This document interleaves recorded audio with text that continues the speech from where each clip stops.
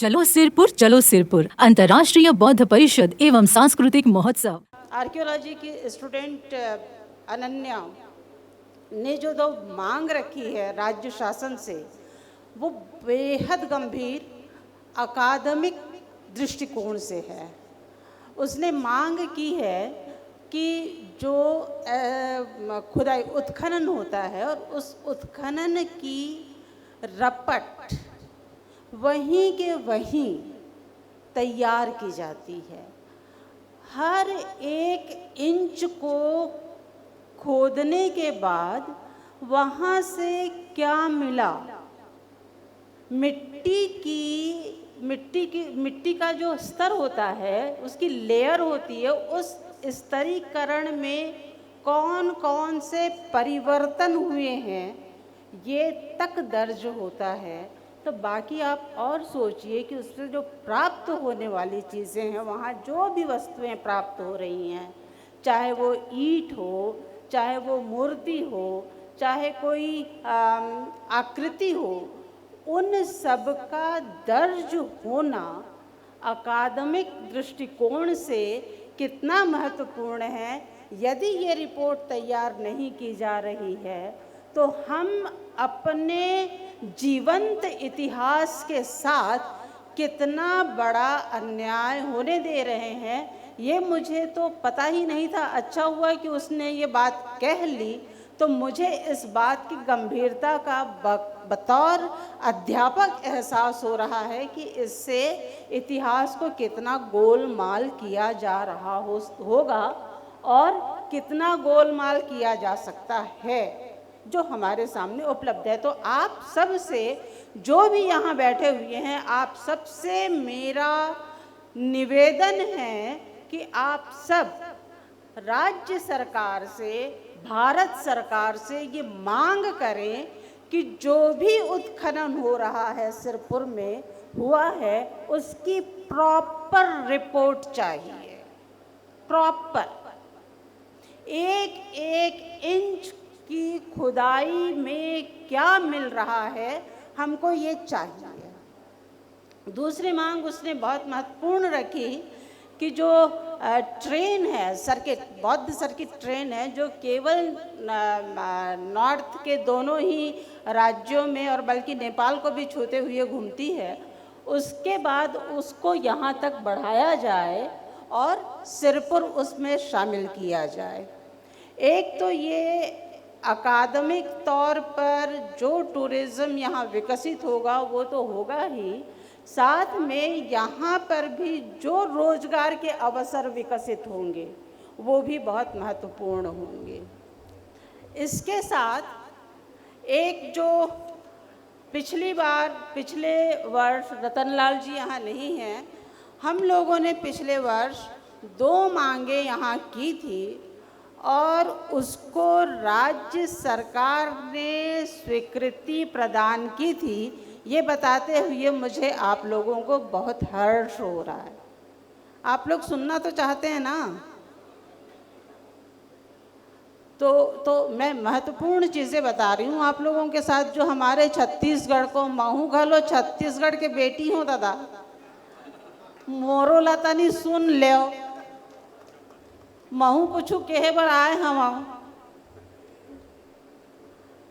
तो मैं ये कहना चाह रही हूँ कि उसको राज्य सरकार ने पूरी गंभीरता से सुना और उसको कार्य रूप में परिणत करने के लिए आगे भी काम किया। तो हम राज्य सरकार का धन्यवाद करते हैं कि नहीं?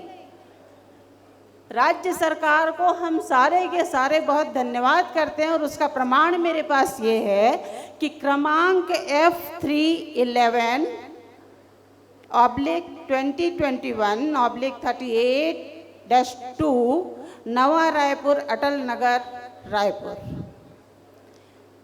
इस पत्र क्रमांक के द्वारा AR खान, अवर सचिव, छत्तीसगढ़ शासन उच्च शिक्षा विभाग नवा रायपुर ने आयुक्त को, उच्च शिक्षा आयुक्त को पत्र लिखा और उसमें जो पिछले साल हमने मांग की थी, आप लोगों को याद होगा कि हम लोगों ने ये मांग की थी कि सिरपुर को विश्व की सांस्कृतिक धरोहर के रूप में शामिल करने के लिए छत्तीसगढ़ शासन प्रयास करे।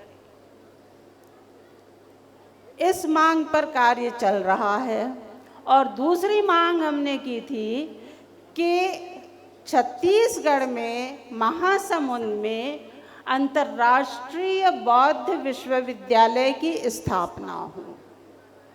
ये दोनों ही मांग अकादमिक तौर पर हमारी अस्मिता को निर्मित करने वाली हैं। इन दोनों कामों पर राज्य सरकार ने पत्र लिखा है, वो आगे काम चला रही है। पर जब तक, देखिए, लोकतंत्र में काम तभी होते हैं जब आप अपनी उपस्थिति दर्ज करते हैं।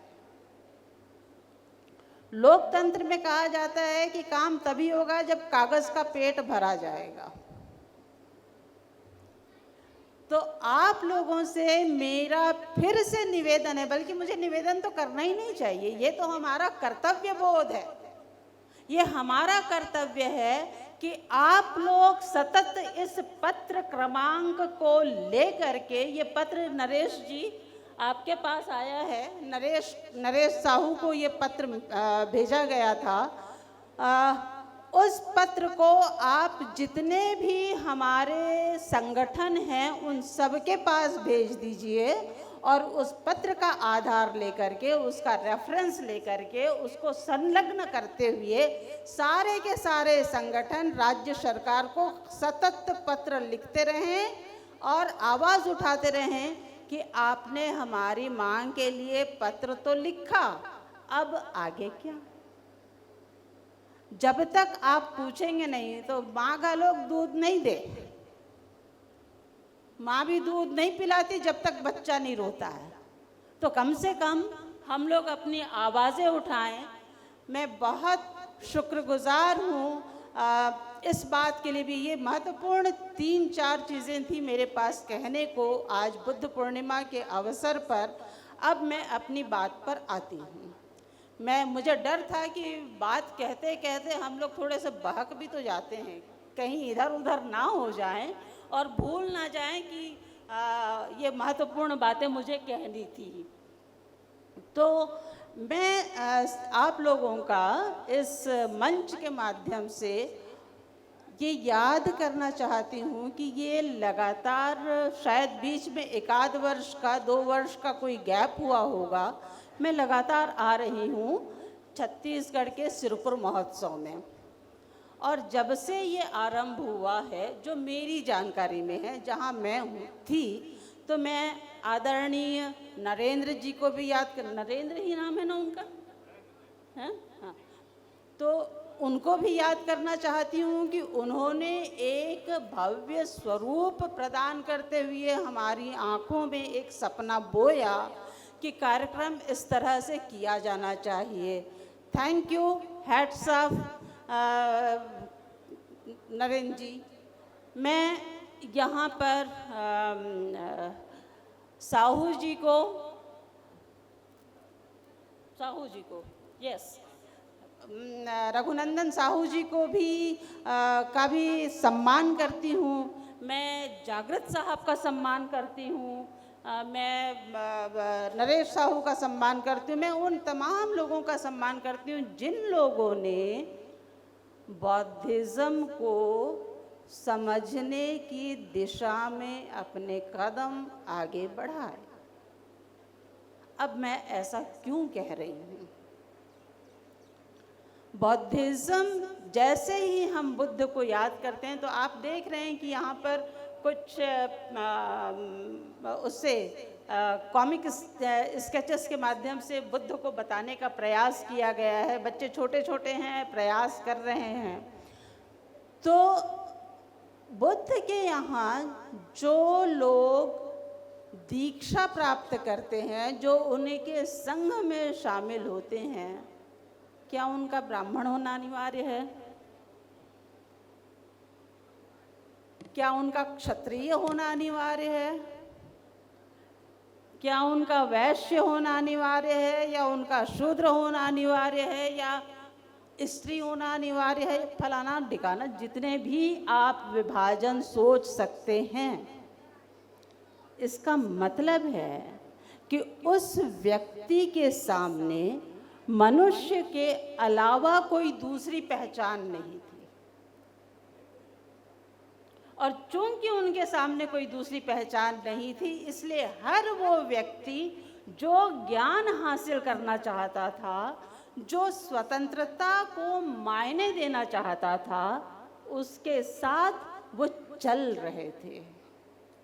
अभी आपने लक्ष्मण को भी सुना, लक्ष्मण यादव जी को भी सुना, जितेंद्र मीणा को भी सुना, रतनलाल जी को भी सुना, और इन सारी बातों से कम आप लोगों को ये तो पता ही चल गया कि क्या क्या स्थितियाँ तत्कालीन और वर्तमान का जो सामंजस्य एक प्रस्तुत करने का प्रयास किया है। मुझे लगता है कि बुद्ध के सामने ये एक बहुत बड़ी बात थी। हालांकि बुद्ध की वाणी को बुद्ध के समय में संकलित नहीं किया गया। बुद्ध ने साफ साफ इनकार किया इन बातों से कि मैं तो समयानुसार, परिस्थिति के अनुसार अपने उपदेश, अपनी शिक्षा देता हूँ, और चूंकि वो सतत परिवर्तनशील है, अनित्यता का सिद्धांत, तो चूंकि वो सतत परिवर्तनशील है, तो जैसे ही आपने उसको लिपिबद्ध किया, उसको शास्त्र बनते देर नहीं लगेगी, और जैसे ही वो शास्त्र बन जाएगा, वैसे ही लोग लकीर के फकीर होना शुरू कर देंगे। जबकि ये सतत सचेत चैतन्य होने की मांग करता है। क्यों? क्योंकि समय परिवर्तनशील है और किसी के भी सामने कोई भी एक स्थिति एक जैसे कभी नहीं रह सकती है। तो जो कोई चीज़ एक जैसे रह ही नहीं सकती, उस पर एक जैसे ही कैसे कोई सीख दे सकता है। इसलिए उन्होंने अपने समय में मना किया था। और हम सब ये जानते हैं कि प्रथम संगीति जो लिखना है वो सिंहली लिपि में, पाली भाषा में श्रीलंका में लिखा गया था।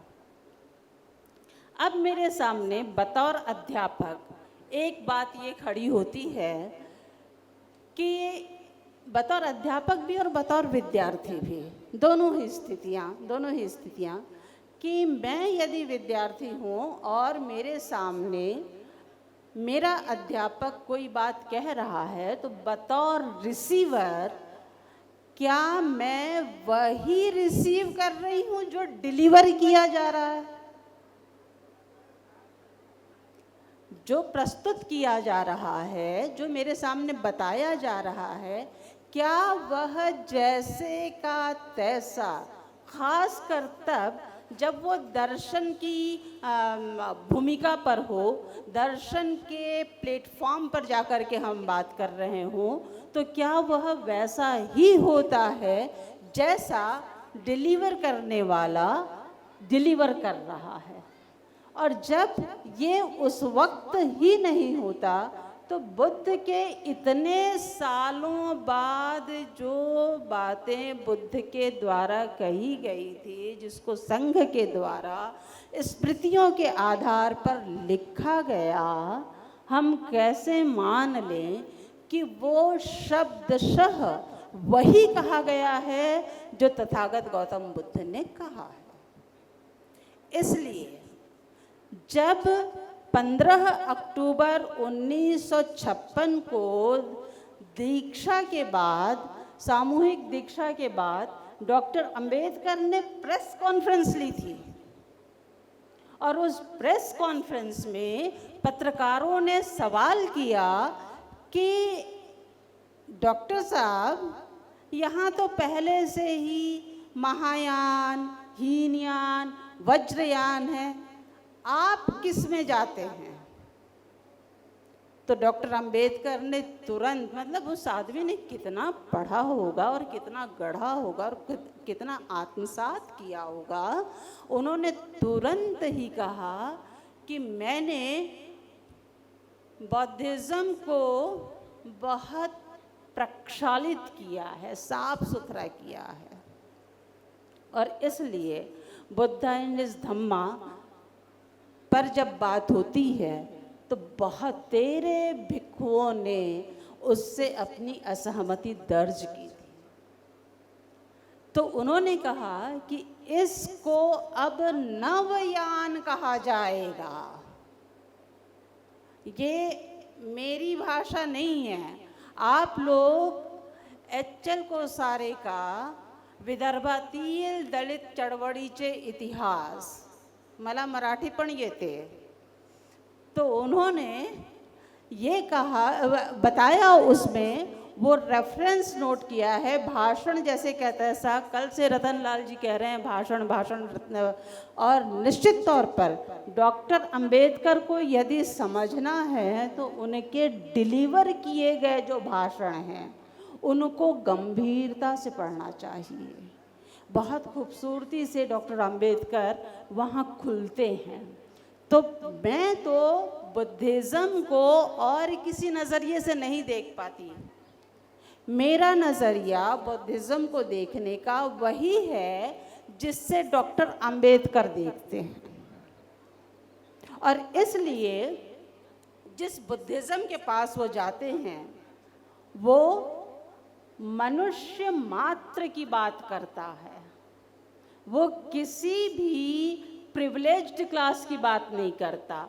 और आप लोगों को, बल्कि हम लोगों को इस बात का गर्व होना चाहिए। हमारे बहुत अच्छे साथी थे नागपुर से, यहाँ कोई हैं शायद, तो नागपुर वाले लोग जानते होंगे कि प्रोफेसर विमल कीर्ति कितना बड़ा नाम है पाली भाषा को जानने के लिए। तो विमल कीर्ति ने एक बहुत बड़ा काम किया है हम अकादमिक जगत की दुनिया के लिए, कि उन्होंने थेरी गाथाओं का पाली से हिंदी में अनुवाद किया। थेर गाथा का भी किया है, थेरी गाथा का भी किया है। और जब हम थेरी गाथा पढ़ते हैं, स्त्रियों का ये जो क्या कहते हैं कि 18वीं 19वीं शताब्दी और 20वीं शताब्दी, और हम 1960 से स्त्री आंदोलन की बात करते हैं, एक्चुअल आंदोलन तो वहीं हो चुका था। थेरी गाथा सबसे पहला स्त्री स्वतंत्रता का आंदोलन है जो बुद्ध के समय में हुआ था। ये कितनी बड़ी बात है कि जिस स्त्री के लिए तमाम तरह के बंधन बांधे गए थे, तमाम तरह के कि वो अकेली कहीं नहीं जा सकती है। आज भी हमारे यहाँ बहुत सारे लोग अकेले कर लेती हो यात्रा, क्या परेशानी है। फिर मतलब कि जिस भी तरह के स्त्रियों को लेकर के जो बंधन हैं, वो सारे के सारे बंधन उस वक्त थेरियाँ तोड़ चुकी थी। मैं सिर्फ एक या दो का, चूँकि यहाँ मुझे एक बच्ची वीडियो बनाती हुई दिखाई दे रही, तो मैं उसी को संबोधित कर रही हूँ। उसमें से एक थेरी कहती हैं कि मैं मुक्त हुई उस सारे चक्करों से, उन सारी स्थितियों से जिसमें मेरा पति मुझे मैले कुचैले बर्तनों के बीच में गंदी संदी रहने पर मजबूर करता था। छाते से भी, जिस छाते को वो बना रहा है उस छाते से भी मुझे तुच्छ समझता था। मैंने वो घर छोड़ कर के मैं वो घर छोड़कर मुक्त हुई। कितनी बड़ी बात है इसकी घोषणा करना, कितनी बड़ी बात है इस बात की घोषणा करना। आज भी कोई यहाँ बैठा हुआ होगा तो उसके सीने में सांप लोट उठेगा जब वो कहती है थेरी कि स्नान शुद्धि से ही पाप मुक्ति हो जाती है, ये तो किसी ब्राह्मण का मूर्ख को दिया गया उपदेश है। कितनी बड़ी बात है ये जब वो ऐसा कह रही है और बताती है कि स्नान से कोई स्वर्ग वर्ग नहीं मिलता। यदि स्वर्ग मिलता तो ये नदी तालाब जितनी भी जगह यहाँ रहने वाले जितने भी जलचर हैं वो कब के स्वर्ग को प्राप्त कर चुके होते। तो अब तक तो सब मनुष्य ही मनुष्य होना था, 84 लाख योनि कब से समाप्त हो जानी चाहिए थी, पर ऐसा तो हुआ नहीं। तो ये सारे सवाल, ये मैं नहीं कह रही हूँ, आप लोग सम्यक प्रकाशन से प्रकाशित थेरी गाथा प्रोफेसर विमल कीर्ति की उठा करके पढ़ लीजिएगा। वहाँ ये साफ लिखा हुआ है कि वो थेरियाँ और बहुत अच्छी अच्छी गाथाएं उसमें लिखी हुई। तो उन्होंने जिस बुद्ध के यहाँ स्त्रियों ने इस तरह की बात की, तो उन स्त्रियों की उस बात को इतनी गंभीरता से देखने वाले बुद्ध क्या किसी भी तरह की परतंत्रता को अपने यहाँ जगह दे सकते थे? और इसलिए जितने भी लोग उनके यहाँ दीक्षित हुए हैं, ज़्यादातर आप लोग देखेंगे कि पहले उनके जो 5 शिष्य हुए थे वो तो हम जानते ही हैं कि लगभग ब्राह्मण ही थे। और जैसे ही उन्होंने अन्न खाना शुरू किया तो वो उससे नाराज़ हो गए कि ये तो प्रक्रिया ही नहीं है, जो तयशुदा तरीका है उसके साथ ये नहीं चल रहे हैं, तो उनको छोड़ करके वो चले जाते हैं। अब बुद्ध के यहाँ सारी की सारी जो चिंताएं हैं, अभी हम धम्म देशना के समय में भी हमने सुना कि किस तरह से कोई और कामना नहीं है। वो भृगु के यहाँ जाते हैं, वो आलार कलाम के यहाँ जाते हैं, वो उदक रामपुत्र के यहाँ जाते हैं, और हर जगह उनको असंतोष ही प्राप्त हो रहा है, क्योंकि उनका सवाल वो था ही नहीं जिससे वो जूझ रहे थे। वो सारे के सारे काम स्वर्ग प्राप्ति के लिए करना चाहते थे, और बुद्ध जो हैं वो ये कह रहे थे कि स्वर्ग प्राप्ति की कामना भी कामना तो है ना, और जैसे ही आप कामना में हैं आपका निब्बान कहाँ होता है। तो निब्बान होने के लिए आपको सबसे पहले कामना से मुक्त होना होगा। और इसलिए जब मैं बुद्धिज़्म को देखती हूँ तो मुझे धम्म दीक्षा के समय ली गई 22 प्रतिज्ञाएं याद आती हैं।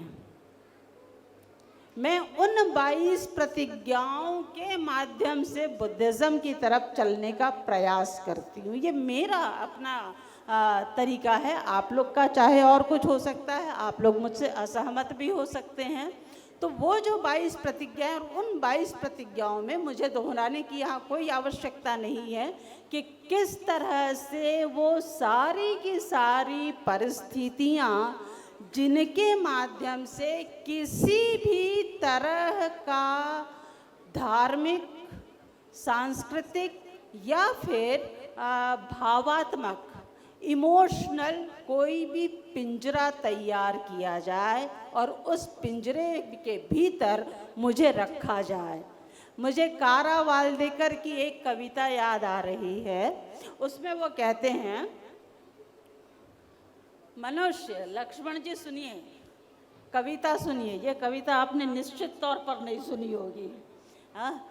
उन्होंने लिखा, मनुष्य अंधेरा पीकर तर होते ही उजाले अर्थहीन हो जाते हैं। मनुष्य मैंने गलत वाक्य इस्तेमाल किया। मनुष्य अंधेरा पीकर तर हुआ नहीं के उजाले अर्थहीन हो जाते हैं। उनके रोने पर मगरमच्छ शर्मिंदा होते हैं।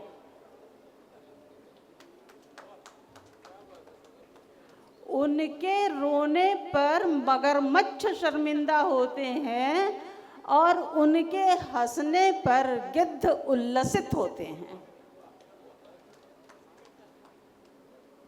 किस तरह से मूर्खता को डिफाइन किया है। और ये दलित कवि हैं, ये मराठी के दलित कवि हैं और बहुत शानदार कविताएं हैं इनकी। तो ये बुद्धिज्म हमको इस रास्ते पर ले जाता है।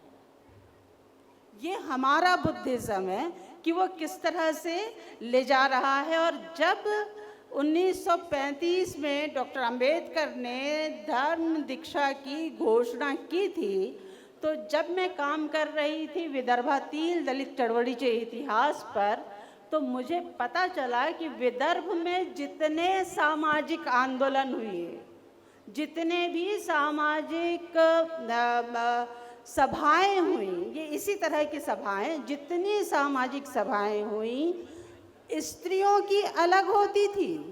मैं आज से 100 साल पहले की बात कर रही हूँ लगभग, कि जब 1920, 1940, 1935 से लेकर के 1942 तक की जितनी भी लगभग 100 सभाएं होती हैं विदर्भ में, महिलाओं की अलग होती हैं, सामूहिक भी होती हैं, पुरुषों की भी अलग होती है। और उन सारी की सारी सभाओं में जो सबसे पहला प्रस्ताव पारित होता है वो इसी बात का होता है कि जो धम्म दीक्षा की बात, जो घोषणा बाबा साहब ने की है, हम सारे के सारे, मराठी का शब्द है, मराठी का शब्द है समर्थन के लिए, पाठिंबा देतो, हम उसका समर्थन करते हैं। ये सबसे पहला प्रस्ताव पारित होता था उस सभा का। और इन सारी सभाओं में आप ये देखिए कि ये ब्रिटिश गवर्नमेंट के समय सभाएं हो रही हैं।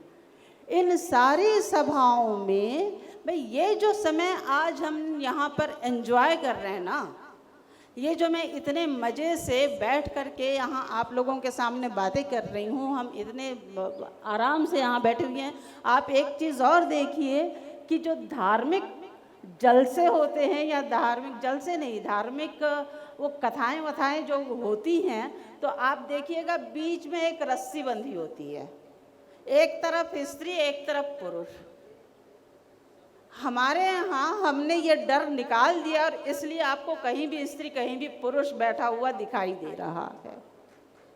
ये हमारा विकास है, ये हमारा मानसिक मनोवैज्ञानिक विकास है कि हमने इन सारी चीज़ों को तोड़ा है, और तोड़ा इन्हीं चीज़ों के माध्यम से है जो डॉक्टर अंबेडकर ने हमको दिया है। तो उस वक्त जब सभाएं हो रही थी, उन सभाओं में उन स्त्रियों ने जिनका शिक्षा के साथ कोई वास्ता अभी नहीं हुआ था, जो काष्ठा पातड़ पहने हुए थी, जिनके पास बहुत अच्छे कपड़े पहनने को नहीं थे, लेकिन वो स्त्रियां डॉक्टर अंबेडकर के प्रभाव में आकर सभाएं लेती हैं और ब्रिटिश सरकार से मांग करती हैं कि हमारी लड़कियों को पढ़ने की सुविधा दो, हमारी लड़कियां, वो मांग करती हैं कि हमारी लड़कियों के लिए आसपास में स्कूल बनाओ, हमारी लड़कियों के लिए छात्रावास बनाओ, हमारी लड़कियों के लिए, और अच्छा सॉरी मैं हमारी कह रही हूँ, वो सामूहिक लड़कियों की बात कर रही थी, वो सभी लड़कियों की बात कर रही थी। और जहाँ उनकी अपनी लड़कियों की बात आई तो उन्होंने तय किया कि हम अपनी लड़कियों की शादी तब तक नहीं करेंगे जब तक वो पढ़ रही है। लड़कियों के लिए तो शादी ही सबसे बड़ा करियर बना दिया जाता है। शिक्षा के माध्यम से किसी व्यवसाय की तरफ वो जाए, ये उसका करियर सोचा जाता है क्या?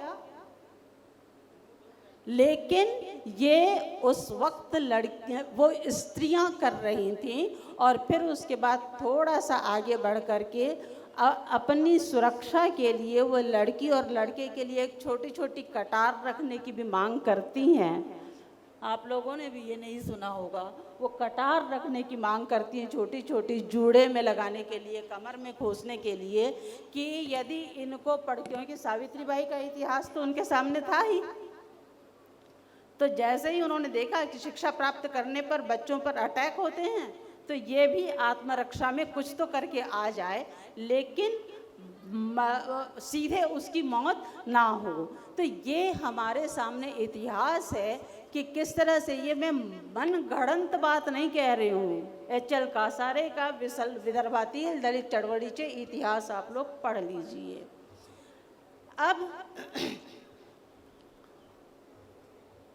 अब डॉक्टर अंबेडकर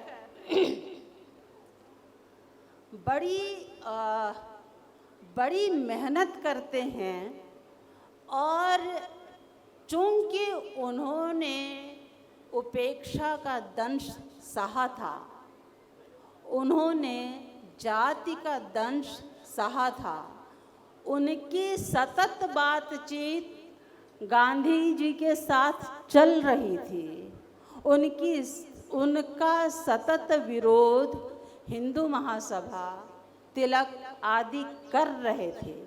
वो अकेले, अच्छा ऐसा नहीं है कि सारा का सारा महार समाज डॉक्टर अंबेडकर के साथ खड़ा था।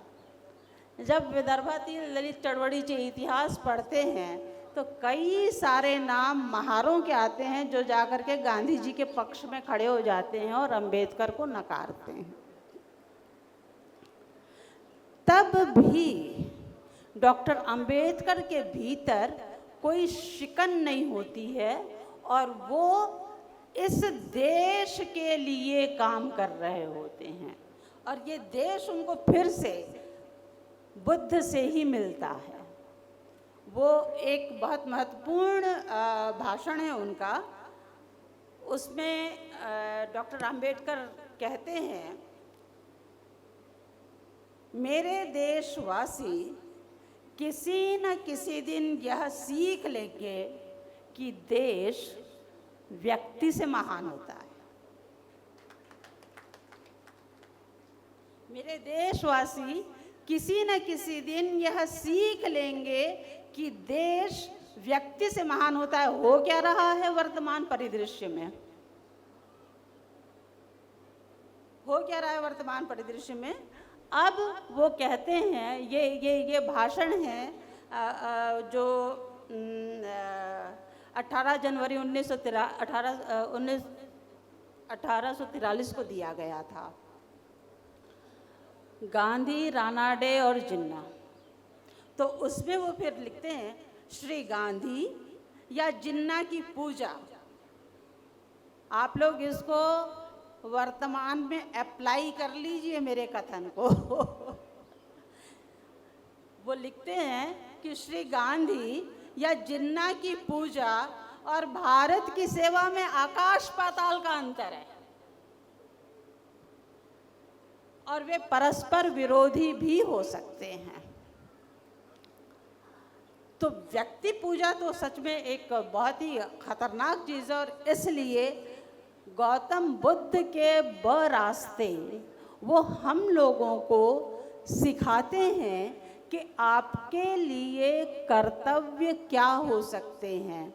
और कल कहीं कोई बातचीत चल रही थी, तो उसमें किसी ने कहा था कि हम लोगों को हथियार रख लेना चाहिए, तो हम लोगों को ये कर लेना चाहिए। आप लोगों को हथियार और हिंदू की आत्मा, इससे करना क्या है? कल मैंने कहा ही था कि ईश्वर, आत्मा, भाग्य, पुनर्जन्म, ये चार खूंटे जो चार जगह गड़े हुए हैं, हमारी चौहद्दी के लिए, मेरे मुझे किसी पिंजरे में बांध कर रखने के लिए बहुत है। आपने इसमें से किसी एक को भी पकड़ा तो बाकी 3 अपने आप आपके पीछे लग जाते हैं, आपको लगाने की ज़रूरत नहीं पड़ती है। अपने आप यदि आपने ईश्वर पर यकीन किया तो ईश्वर तो सब कुछ है, वही आपका भाग्य लिखता है। अब हम जैसे लोग सवाल उठाते हैं कि वर्तमान स्वतंत्र भारत में सजाएं अलग अलग नहीं हैं जिस तरह से मनुस्मृति में हुआ करती थी। अब यदि कोई बलात्कार करता है तो हम उसके लिए सज़ा की मांग करते हैं, और कई बार यदि वो बहुत विभत्स है तो हम उसकी फांसी की मांग भी कर लेते हैं। बहुत सारे संगठन ऐसा कर ले जाते हैं। तब तो मेरा सवाल बाकी लोगों के साथ ये होता है कि ऐसा करते हुए तो आप ईश्वर के विधान के खिलाफ जा रहे हैं, क्योंकि भाग्य तो ईश्वर ने लिखा हुआ है। तो वो बलात्कार करना उसके कर्म, उसके भाग्य में लिखा हुआ था, तो वो तो वही कर रहा है जो उसके भाग्य में लिखा हुआ है। फिर आप उसके सजा की मांग करते हुए उसके उल्टा नहीं जा रहे हैं क्या? तो किस तरह से कोई एक विश्वास, ईश्वर पर विश्वास, हमको भाग्य की तरफ ले जाता है, भाग्य पर बना हुआ विश्वास हमको आत्मा की ओर ले जाता है। अब भाई नहीं, ये उसके पिछले जन्म का कर्म है, पुनर्जन्म की ओर ले जाता है। तो ये जो आत्मा का चक्कर चल रहा है चारों तरफ, यही सारा का सारा। और इसलिए गौतम बुद्ध ने जिन 10 प्रश्नों का उत्तर नहीं दिया, मैं समझती हूँ बहुत ही समझदारी का काम किया, बहुत समझदारी का काम किया कि जिन प्रश्नों का मेरे जीवन से सीधा कोई, मेरी भूख मिट रही है क्या, मेरी नग्नता छुप रही है क्या, मुझे बारिश से कोई राह मेरी निकल रही है क्या, मैं उससे बच पा रही हूँ क्या, कि जब मैंने ईश्वर की बात कर ली, जब मैंने आत्मा की बात कर ली, जब मैंने और भी तमाम तरह की इनकी बात कर ली, तो ये जो आपके भौतिक सवाल हैं, इन भौतिक सवालों को भाववाद में बदल देने की इनके पास बड़ी अच्छी शक्ति है। तुम्हारी शक्ति तुमको मुबारक। मैं तो अपने भौतिक प्रश्नों के साथ बिल्कुल ठीक हूँ। और इसलिए जब हिंदू कोड बिल वो तैयार कर रहे थे तो आप सबको पता है कि उसका कितना विरोध हुआ, और स्वामी करपात्री जी महाराज वगैरह जिस तरह से लगे। डॉक्टर अंबेडकर कुछ अलग ही टाइप का प्राणी, कुछ अलग ही प्राणी। उन्होंने क्या किया, सोहनलाल जी शास्त्री जो उनके सहयोगी थे, उनको कहा कि यार कोई ऐसा व्यक्ति ढूंढ के लाओ जो धुर धार्मिक हो, लेकिन वो मुझे इन्हीं शास्त्रों से इसकी काट ढूंढ के दे दे। और सोहनलाल जी शास्त्री ने यही काम किया। उन्होंने धर्माधिकारी वाचस्पति को ढूंढ लिया, और धर्माधिकारी वाचस्पति ने लगातार उस समय प्रकाशित होने वाला कौन सा अखबार था, उस अखबार में लगातार 13 लेख लिखे जो इस बात को सपोर्ट कर रहा था कि हिंदू कोड बिल पूरी तरह से शास्त्रों के द्वारा मान्य है। यानी कोई सा भी वो रास्ता जिस रास्ते से मैं इस देश को देश बना सकूं, ऐसी कोई भी काम करने के लिए डॉक्टर अंबेडकर तैयार थे। पर वो सारा का सारा तार्किक था। और जब वो बुद्ध को उन्होंने जो अपने गुरु स्वीकार किए, 3 गुरु स्वीकार किए हैं घोषित तौर पर, बुद्ध, कबीर और फूले। और इन तीनों में जिस तरह की तार्किकता है, जिस तरह से विषय को समझने की बहुत सूक्ष्म नज़र उनके पास है, महीनता है जिस तरह से, उससे उन्होंने अपनी समस्याओं को देखा और केवल अपने भीतर केंद्रित न रहते हुए किस तरह से एक देश को, ये पहले, इसके पहले तो देश भी नहीं था ना, अब ये एक दूसरी कहानी हो जाएगी, पॉलिटिकल साइंस अलग से छिड़ जाएगा उसके लिए।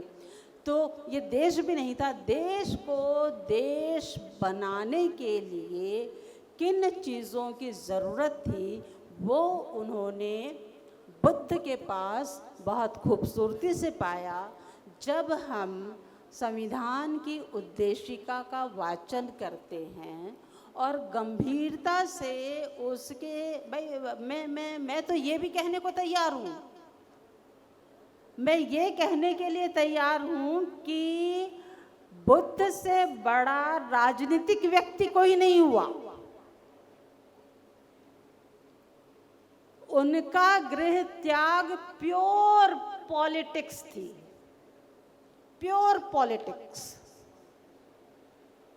अब मैं फिर कहती हूँ कि डॉक्टर अंबेडकर से बड़ा भी कोई पॉलिटिकल नेता नहीं हुआ।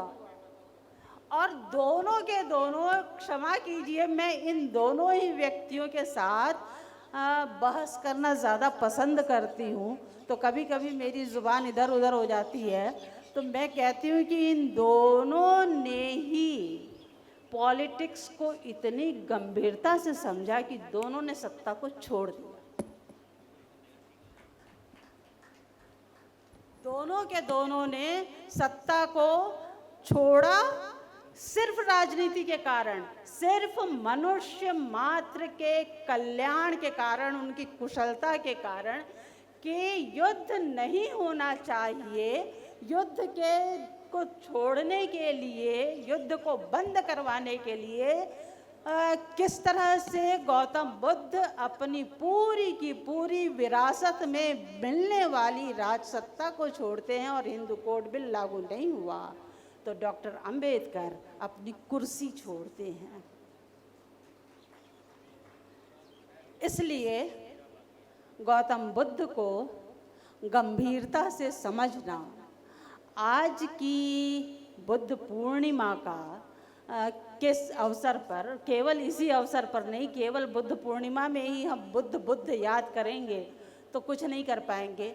हमको बार बार इनके सामने जा कर के, जब तक इनके साथ बहसें नहीं की जाए कि आपने ऐसा किया तो क्यों किया, कहा तो क्यों कहा। आप लोगों ने बहुत धैर्य के साथ मुझे सुना, बहुत बहुत धन्यवाद। जय भीम, जय भारत। चलो सिरपुर अंतर्राष्ट्रीय बौद्ध परिषद एवं सांस्कृतिक महोत्सव